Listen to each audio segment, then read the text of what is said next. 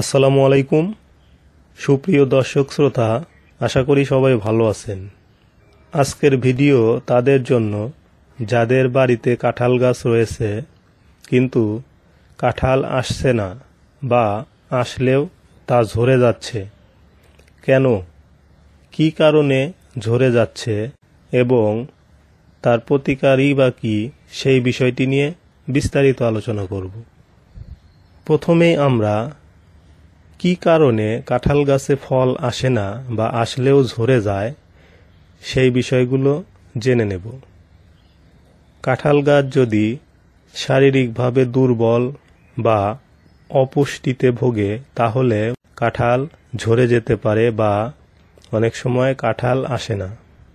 গাছের গোড়ায় গরু মহিষ বাঁধানোর ফলে এবং মানুষের চলাচল করার জন্য গাছের গোড়ার মাটি শক্ত হয়ে যায়, এতে করেও শিকড়ের বৃদ্ধি হয় না, ফলে কাঁঠাল কম আসে বা ধরে না।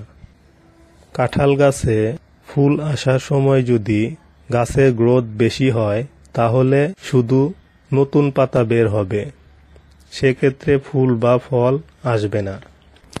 গাছের বয়স কম হলে কাঁঠাল গাছে সাধারণত পুরুষ ফুল আসে।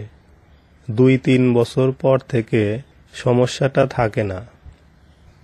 অনেক সময় ফুল আগে পরে আসার কারণেও ফুল ঝরে যেতে পারে, অর্থাৎ পুরুষ ফুল ও স্ত্রী ফুলের বয়সের পার্থক্য বেশি হলে ফল ঝরে পড়ে এবং ফল কম হয়। অতিরিক্ত খরার কারণেও কাঁঠাল ঝরে যেতে পারে।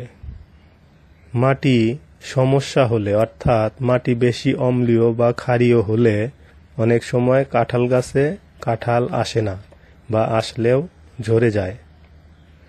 এবং রোগ ও পোকার আক্রমণেও অনেক সময় ফল নষ্ট হয়ে যায় বা ফল ঝরে পড়ে। এবার আসুন আপনার গাছে নিয়মিত কাঁঠাল পেতে কি কি ব্যবস্থাপনা গ্রহণ করবেন সেগুলো নিয়ে আলোচনা করি।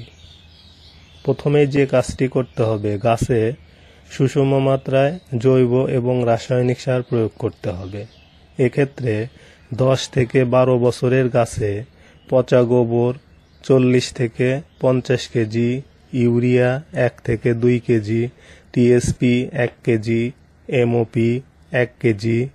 গাছের বয়স যদি 5 থেকে 10 বছর হয় তাহলে এই সারগুলোর অর্ধেক দিতে হবে এবং 15 বছরের বেশি হলে এই সারগুলো 1.5 গুণ প্রয়োগ করতে হবে।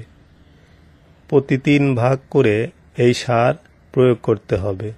প্রথম ফেব্রুয়ারি মাসে, দ্বিতীয় বর্ষার আগে একবার এবং বর্ষার পরে তৃতীয় কিস্তি প্রয়োগ করতে হবে। দীর্ঘদিন বৃষ্টি না হলে মাটিতে রসের অভাব হয়। এই সময় নিয়মিতভাবে কাঁঠাল গাছে পানি সেচ দিতে হবে। গাছের গোড়ায় কোনো প্রাণী বাঁধা যাবে না বা মানুষ চলাচল করতে দেওয়া যাবে না। গাছের গোড়ার মাটি আলগা বা ঝুরঝুরা করে রাখতে হবে এবং ঘাস বা আগাছা মুক্ত করে রাখতে হবে।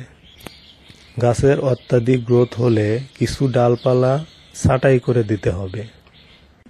প্রয়োজনে হ্যান্ড পলিনেশন বা কৃত্রিম পরাগায়নের মাধ্যমে, অর্থাৎ পুরুষ ফুল ছিঁড়ে সকালবেলা স্ত্রী ফুলে স্পর্শ করলে ফল ঝরা রোধ করা যেতে পারে। এছাড়া সঠিক সময়ে গাছে কীটনাশক এবং ছত্রাকনাশক প্রয়োগ করতে হবে। আশা করি এই ব্যবস্থাপনা গ্রহণ করলে আপনার গাছে নিয়মিতভাবে ফল আসবে এবং ফুল ফল ঝরা বন্ধ হবে। সবাই ভালো থাকবেন। আল্লাহ হাফেজ।